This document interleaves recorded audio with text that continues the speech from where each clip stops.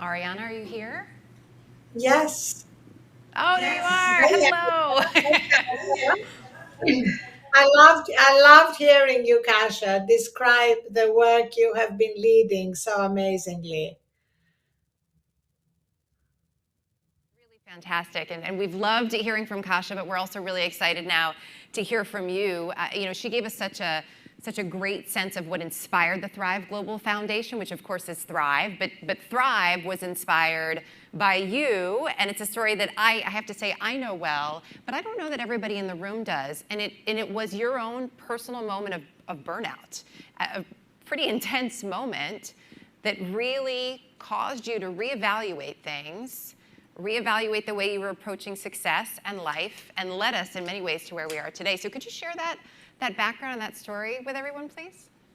Absolutely. But Erica, first of all, let me say how sorry I am that I'm not physically with you. You and I were talking the other day, and I've definitely missed seeing you and talking about our lives. But unfortunately, I had to be in California.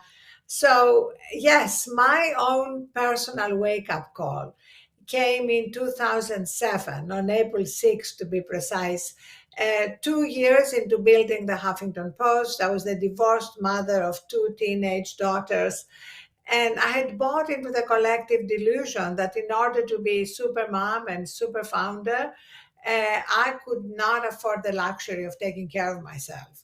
So I literally collapsed from what I was diagnosed with as burnout, hit my head on my desk, broke my cheekbone. In retrospect, it was a real blessing because it started me on this journey to change the way I lived and worked, and to also study burnout, to cover these issues relentlessly on the Huffington Post.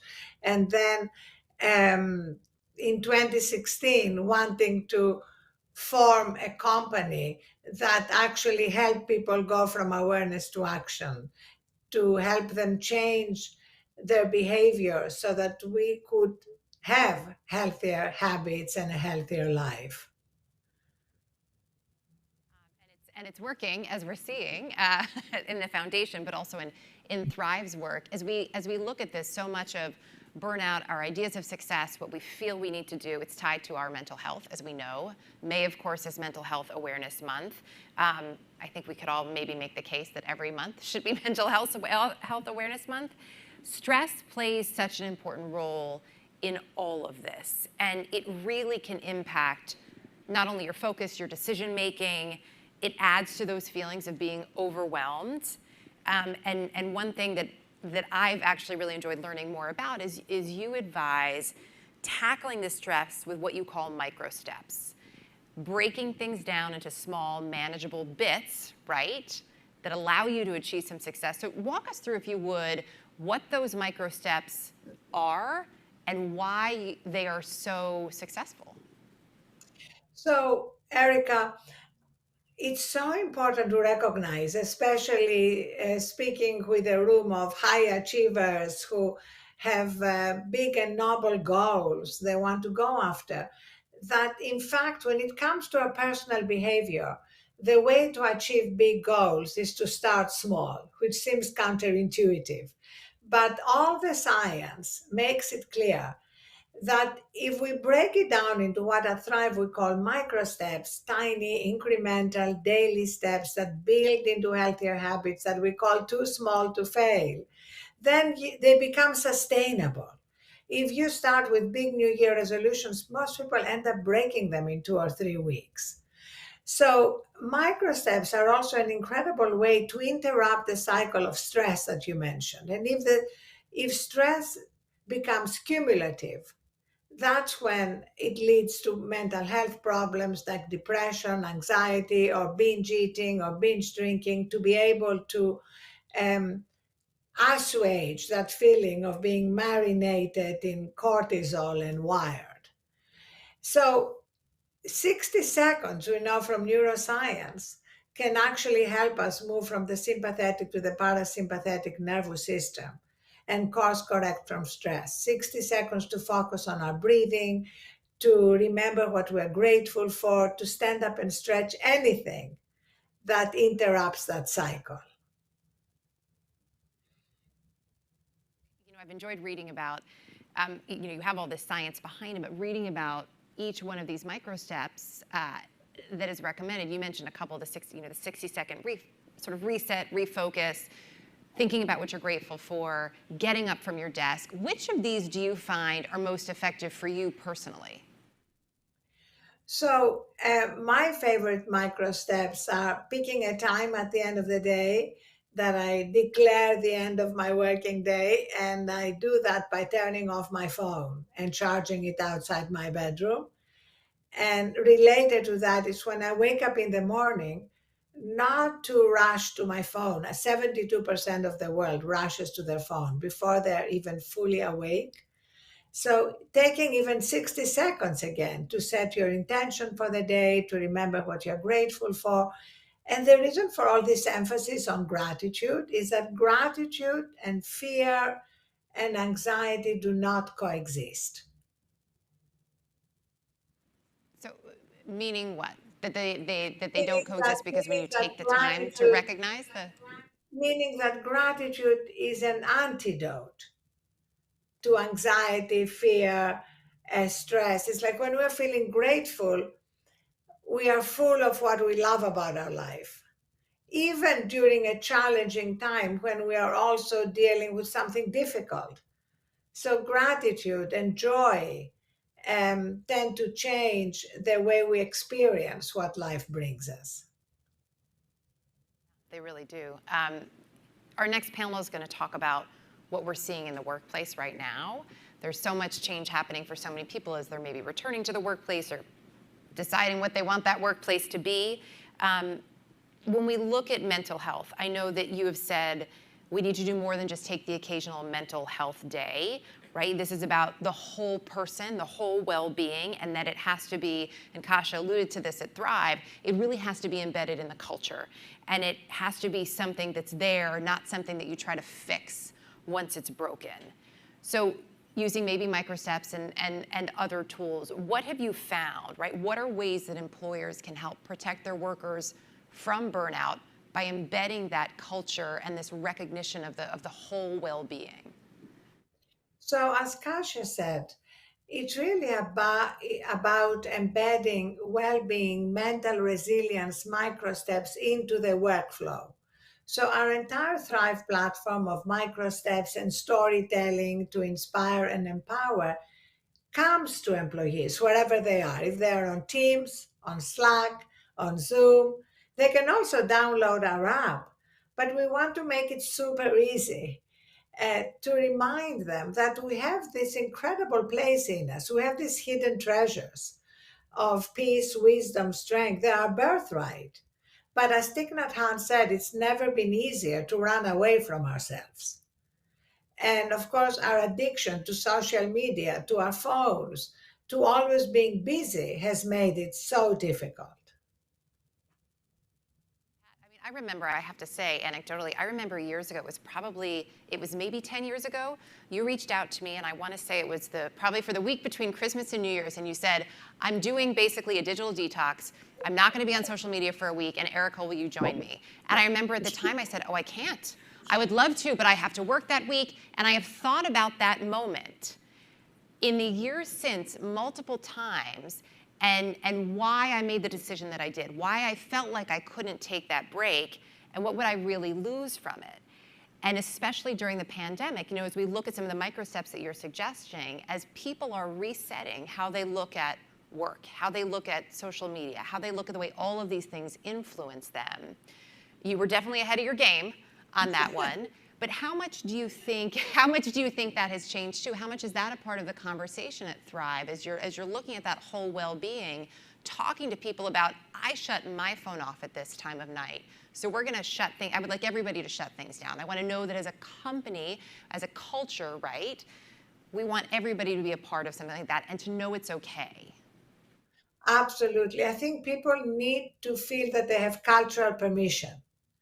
That's why we tend to launch it with companies like we launched to the 90,000 employees, colleagues, as they call them at Pfizer. We launched with a webinar. We launched with a conversation between Angela Wang, the head of biopharma, and myself. So they know that they have cultural permission from leadership and that this is a whole cultural activation. It's not just the HR department um, checking an item and delivering a benefit. It's something that has full support from the leadership. And that's very important because, Erica, we are changing an entire culture, not just company cultures. We're changing a culture where, I mean, you're a lot younger than me, but we're both brought up in a culture where people bragged about how little sleep they got. I'll sleep when I'm dead. How they were up all night or answering texts in the middle of the night. And that was supposed to be a badge of honor. And it's scientifically crazy because the next day we're not going to be as effective and productive. But that's the huge cultural transformation going on right now. And it requires a mindset shift. That's why it's so important to have full leadership buy-in and support and leaders role modeling that behavior. I mean, we love at Thrive. Kasia is amazing. She runs the entire foundation. But every now and then she'll say to me, I'm taking a Thrive day, which we love. We want people to recognize when they want to take a Thrive day, which means a day when you unplug and take care of yourself and don't allow yourself to become so depleted that maybe you get sick. Yeah, I think we could all use that, right? To be able to say, I'm taking a Thrive day, and I just may steal that. Yes. As you rightly said, we are seeing this massive shift, and it's not just in the workplace. It's really a wholesale societal cultural shift, or at least an attempt at one. And when we look at, I think, how that relates to the workplace, there were, a number of people who had the ability to work from home over the last couple of years, which revealed not only for them, but I think likely for their colleagues and for a number of other people, just how challenging it is to have a full-time job, especially when it's perhaps more demanding because there were fewer boundaries, especially if you're also balancing caregiver life as a caregiver, whether you have children, whether it's an older relative, whether it's whoever it is within what your family looks like, you need to take care of. Women, as we know, were disproportionately impacted by that. I know you're not a big fan of the term balance. I'm not either, because I don't think it really exists. But boundaries are important, and setting those boundaries is increasingly important. So, what is your advice? What do you tell everybody at Thrive about setting those boundaries between your workday and your personal life? Incredibly important. And we try to make it clear that it's important by something that we call the entry interview. So when somebody starts at Thrive, on their first day, they have a conversation with their manager that we call the entry interview. And the first question is, what is important for you outside of work? And how can we support you? And it's fantastic because we hear things like, it's important for me that I have 5 to 7 or 5 to 8 or whatever uninterrupted time with my children, or it's important for me to take my daughter to school at 7 in the morning, or to make my physical therapy appointment at such and such a time, or to take care of an elderly relative. Whatever it is, they feel empowered to put it on the table, to let their manager know, and their manager keeps that in mind during their one-on-ones and whatever happens during their time at Thrive.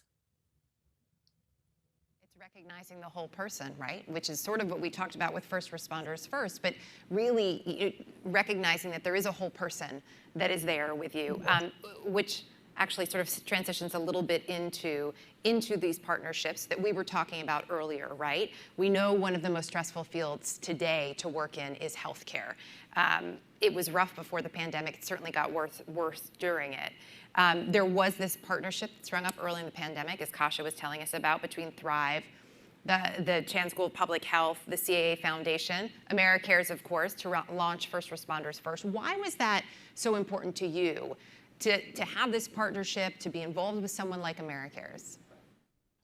Well, it was very important for us to be involved with an amazing organization like Americares and to take care of frontline healthcare workers, not just in all the ways that the world rallied to take care of them, like supplying protective equipment, but also in terms of their mental health. So our focus was very much on mental health microsteps that they could do even during the most challenging circumstances, supporting them with childcare, supporting them with meals, things that are really essential if you're going to be able to work without burning out. And that became the focus of this partnership and of the work with you. That the theme of today's summit, as you know, is Future Now.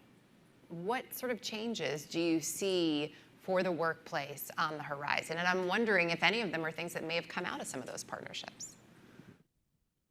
Absolutely. We are actually very optimistic because of our partnerships with big companies and smaller companies, big companies like Accenture and Walmart and Salesforce, that this time um, the entire leadership is engaged in preventing burnout, addressing mental health needs. And I think that is incredibly significant. The CHRO of each company has become the most important executive next to the CEO because the connection has been made between the well being and mental resilience of employees and the bottom line. If employees are burnt out, attrition, retention, productivity, all these business metrics are affected. So I think that's a huge turning point for the future. As always, in periods of transition, Erica, some companies are ahead of others. That's why it's important for those that are ahead to be speaking up and to be addressing new needs as they emerge. I mean, Pfizer, for example, asked us to develop a new curriculum called Thriving Kids because so many of their employees are so affected by what's happening to their children. So even if they're fine, if your child is depressed or anxious, that is central to how you experience work and life. So supporting them in how to deal with that is also essential. Um, One last question for you before we let you go. What do you think impacted you the most? We're talking about the impact of COVID-19 and of the pandemic on so many different things. What did you find was the most impactful, either on you personally or in terms of inspiring, perhaps a change in your own life? Well, on the personal level, Eric, I know it's hard to believe, but I'm actually a secret introvert. So I loved the fact that I had a lot more time by myself and with my children. On the level of the work we're doing, I obviously Thrive has done a lot of work with so many companies that has allowed us to see that although COVID was a time of incredible losses, it's also a catalyst for a once in a generation opportunity to redefine how we work and live. And that makes me incredibly optimistic. I think that's the silver lining of the pandemic. Yeah, I would have to agree. Arianna, it's so great to see you. I look forward to the next time being in person. But thank you again Yes. for being with us today. Thank Really, you so really much, great to have Erica. you. And thank you, Kasha, Tasha.